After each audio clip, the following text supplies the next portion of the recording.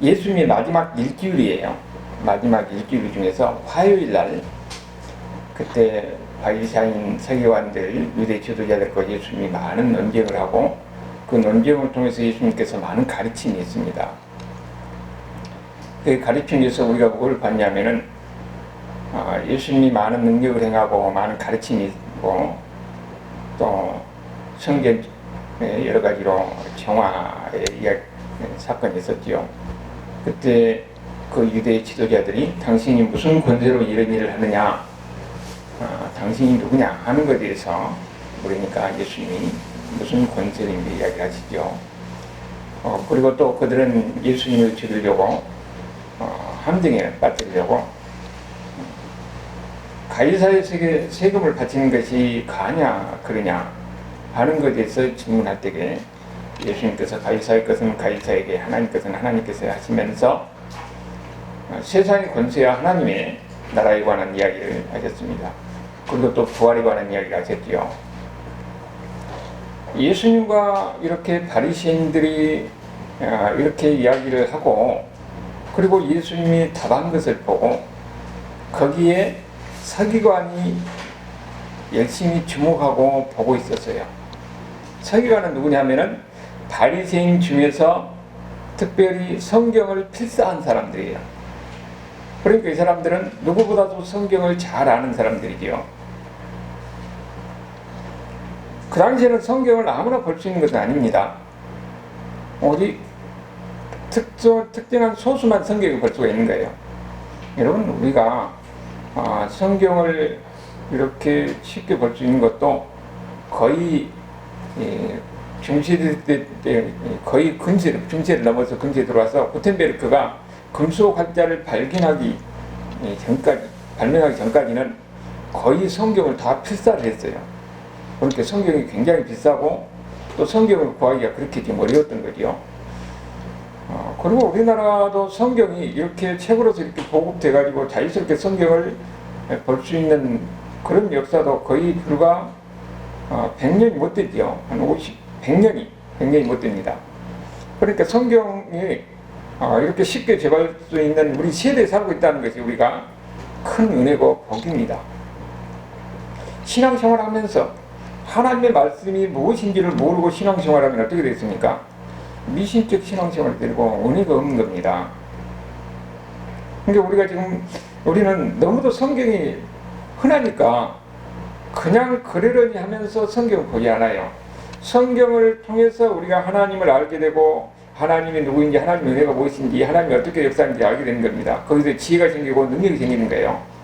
성경을 우리가 이 마음껏 접할 수 있는 이런 은혜의 시대에 우리가 살고 있기 때문에 성경을 가까이 하면서 성경을 써서 은혜를 받아야 합니다.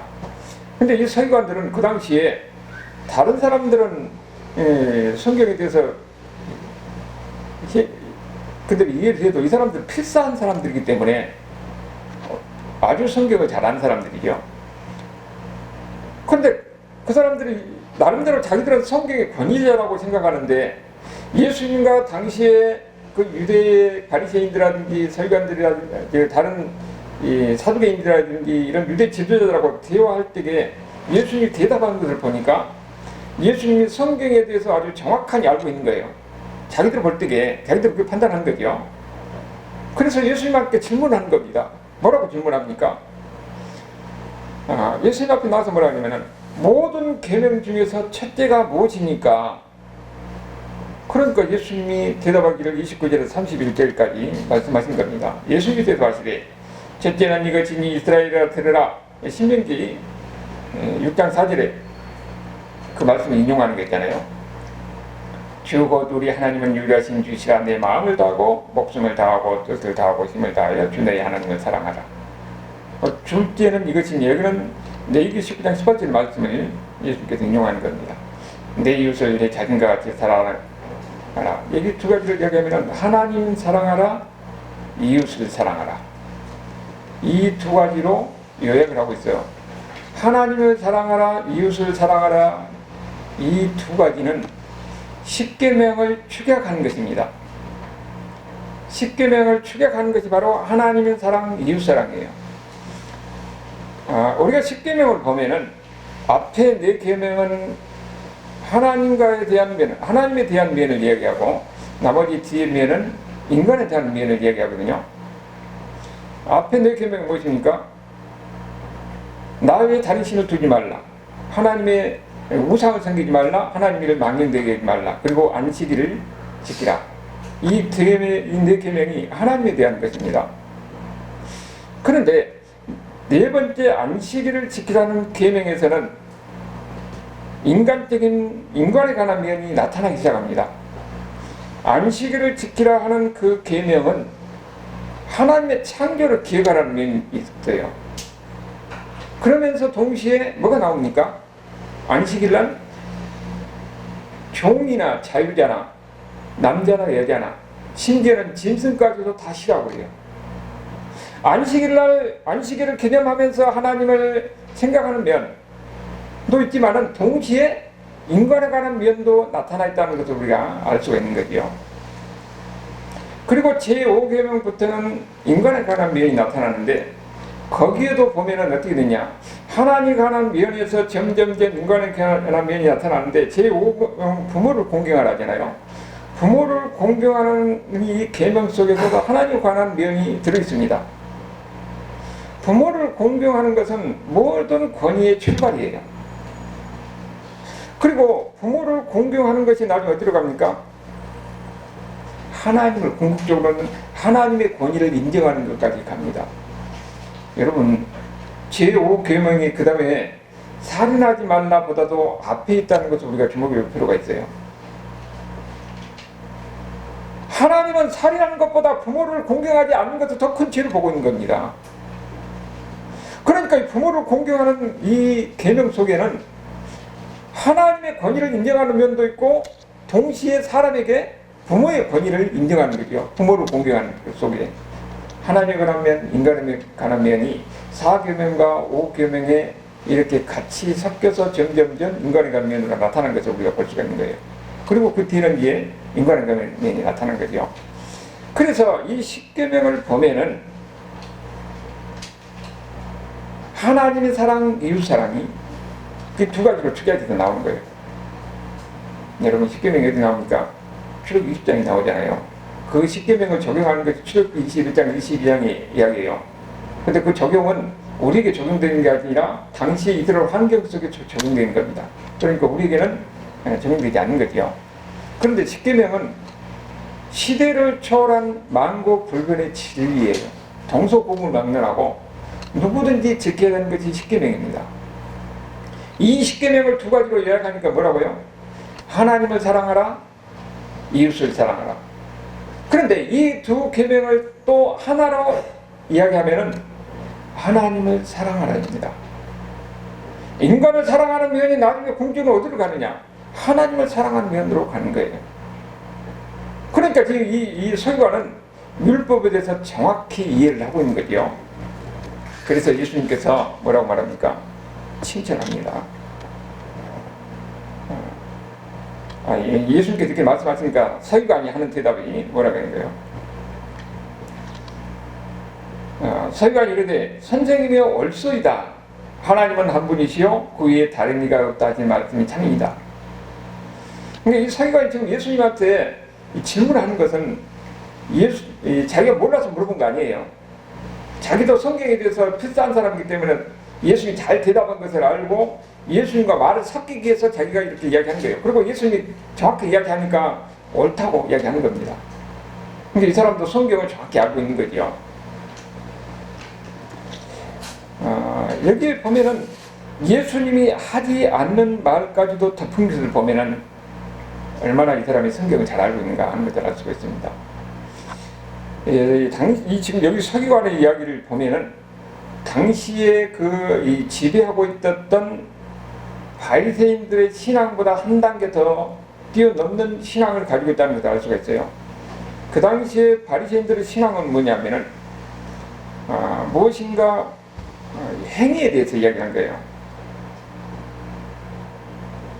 그런데 여기에 이 바리새인들은 행위를 뛰어넘는 사랑을 이야기하잖아요. 사랑이 제사보다 더 낫다는 얘기를 합니다.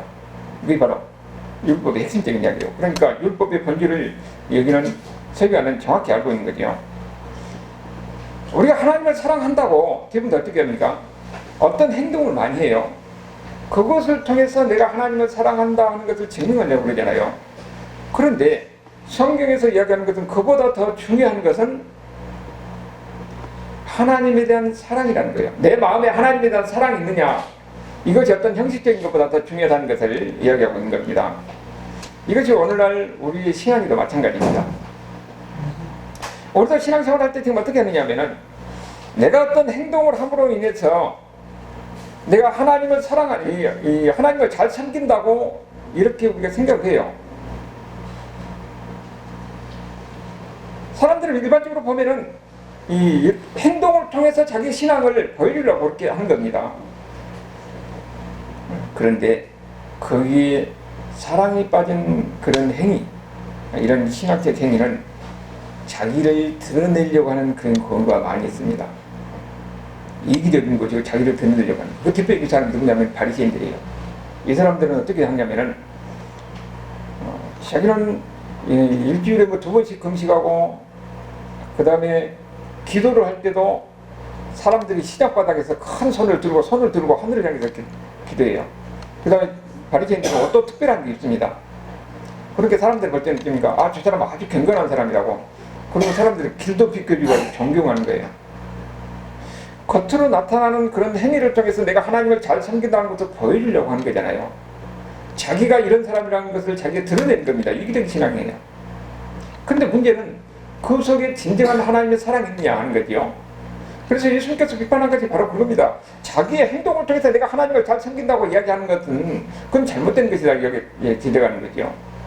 그런데 그것이 바리새인들뿐만 아니라 지금 우리 가운데서 얼마든지 그럴 수가 있다는 거예요. 중요한 것은 하나님에 대한 내 마음속에 사랑이 있느냐 하는 겁니다.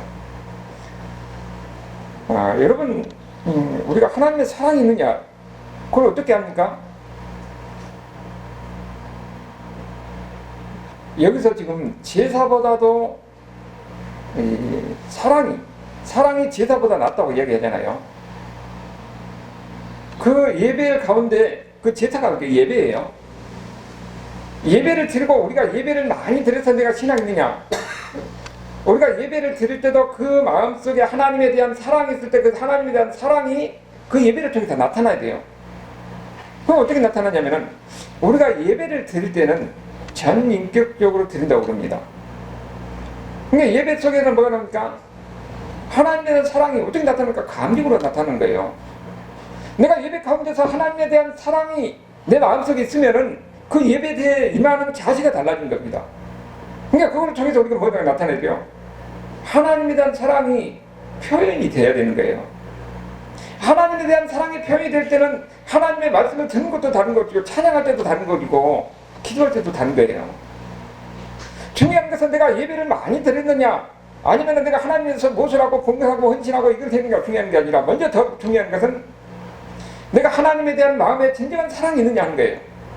하나님에 대한 사랑으로 예배를 드릴 때 그 예배를 드리는 자세가 달라진 것이고, 그 예배가 달라진다는 거예요. 은혜 받는 은혜가 달라진다는 겁니다. 우리가 열심히 있는데, 하나님에 대한 열심히 있는데 그 사랑이 빠진 열심은 그 진정한 예배가 아니라는 거죠. 그러니까 우리가 하나님에 대한 열심이 있지만 동시에 거기는 뭐가 들어가는 거예요? 사랑에는 열심히 들어가야 된다는 겁니다. 지금 설교관이 이렇게 이야기하는데 아주 정확하게 이야기하고 있는 거지요. 그래서 예수님께서는 뭐라고 합니까? 칭찬합니다. 우리가 이 이야기를 보면은 지금 우리 가운데서 있는 이 신앙생활하는 가운데서 너무도 많이 나타나는 그런 현상이기 때문에 예수님께서 이렇게 지적하는 것이 동시에 우리에게도 중요한 교훈이 되는 거지요. 34절을 보는 예수님께서 뭐라고 합니까? 예수께서 그가 지혜 있게 대답을 보시고 이르시되 내가 하나님 나라에서 멀지 않도다. 여러분, 이 말씀이 아주 중요합니다. 설교관이 아주 지혜 있게 대답했다고 했어요. 그래서 여기에 두 가지 의미가 들어있는데, 첫 번째는 예수님께서 칭찬하는 겁니다. 어떻게 칭찬합니까? 지금 당시에 그 바리새인들의 신앙, 그 시대적인 이 환경이 바리새인들이 그 주류니까 그들은 하나님을 섬기는 것이 행동의 기준이 그들에게는 그러니까 신앙의 기준이 됐거든요. 내가 금식을 몇 번 했냐, 성경을 얼마나 많이 봤느냐, 그리고 여러 가지 그 행위를 가지고 자기들의 신앙을 평가하고 자기들이 경건한 척 많이 했던 거죠. 근데 여기 서기관은 그게 아니라는 거죠. 그 마음에 하나님에 대한 사랑이 있느냐 아니냐, 그게 더 중요하다는 겁니다. 그러니까 예수님께서 이렇게 말하는 것이 그 말이 옳다고 칭찬하고 있는 거죠. 그러나 또 한편으로는 예수님께서 더 중요한 게 뭡니까? 여기 있어서 내가 하나님 나라에서 멀지 않도다 하는 것은 경고의 말이에요. 여러분, 하나님 나라에서 멀지 않다는 말이 뭐예요? 아직 들어가지 못했다는 거잖아요. 그러면 이 서기가 지금 어떤 거예요? 아직 하나님 나라에 못 들어가는 겁니다. 천국에 못 들어가는 거예요, 이 사람. 이 사람 지금 어떤 사람입니까? 성경에 대해서 아주 해박한 사람이고 성경의 가장 근본적인 핵심이 뭔지도 다 알고 있는 사람이잖아요. 그런데 아직 하나님 나라에 못 들어가는 거예요. 여러분, 이것과 대비되는 사람이 누구냐면은 예수님이 십자가에 달릴 때에 강도가 좌우편에 있잖아요. 그때 우편 강도가 뭐라고 합니까? 예수여, 당신의 나라에 들어갈 때 나를 기억하옵소서 그러잖아요. 그때 예수님이 뭐라고 합니까? 오늘 네가 나와 함께 낙원에 있을 것이라고 했어요. 강도는 뭡니까? 낙원에 있었다는 것은 오늘 너는 나와 함께 천국에 있을 것이라는 것을 이야기하는 거예요. 아니, 강도가 십자가상에서 있었는데 그 죄인 아니에요. 어떻게 바로 천국에 들어갑니까? 여기 좌편 강도가 예수님에 대해서 모욕을 할 때에 우편 강도 그러잖아요. 네가 죄를 져놓고 이 거룩한 사람에게 이렇게 이야기를 하느냐. 그러면서 자기의 죄를 고백하는 겁니다. 그는 자기의 죄를 고백하고 예수님을 인정하는 거예요. 예수님을 인정하는 것은 예수님이 누군가를 인정하잖아요. 예수님을 믿는 겁니다. 그는 비록 이전에 간도서로 죄를 범한 사람이었지만은 예수님 앞에서 그런 순간 자기 죄를 인정하고 예수님 앞에 회개하고 예수님을 받아들이고 예수님을 붙잡은 거예요. 여러분, 서기관과 같이 많은 것을 알고 많은 선행을 하고 무슨 도덕적으로 살고 이런 사람이 천국 가는 것이 아니라, 나는 이 세상에서 죄인같이 살았지만은 그래도 예수님을 믿고 예수님을 붙들고 예수님을 붙잡은 사람이, 그 사람이 천국 간다는 것을 우리에게 이야기해 주는 겁니다.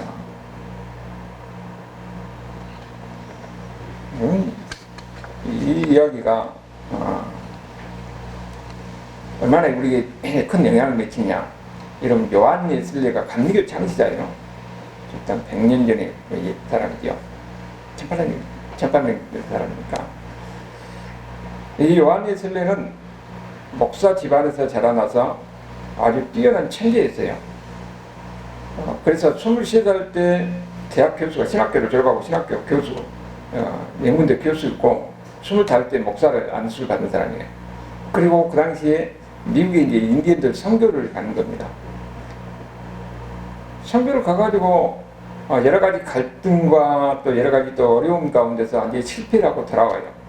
돌아오는데 그 당시에는 다 배 타고 갔으니까 배를 타고 오는데 풍랑을 만나가지고 배가 아주 위험한 상황에 놓여 있습니다. 그럼 사람이 대서양을 건너면서 수많은 사람들이 배가 전복돼서 많은 사람이 죽었기 때문에 그런 풍랑을 만나면 사람이 어떻습니까? 두려워하는 게 되어 있어요. 여기 요한 예슬레도 마찬가지로 굉장히 두려움과 공포 속에 있는데 거기에 오직 한 무리의 사람이 있는 거예요. 그 한 무리의 사람들이 오직 하나님을 찬송하면서 그들은 오히려 기쁨 가운데서 있는 겁니다. 평안 가운데 있는 거예요.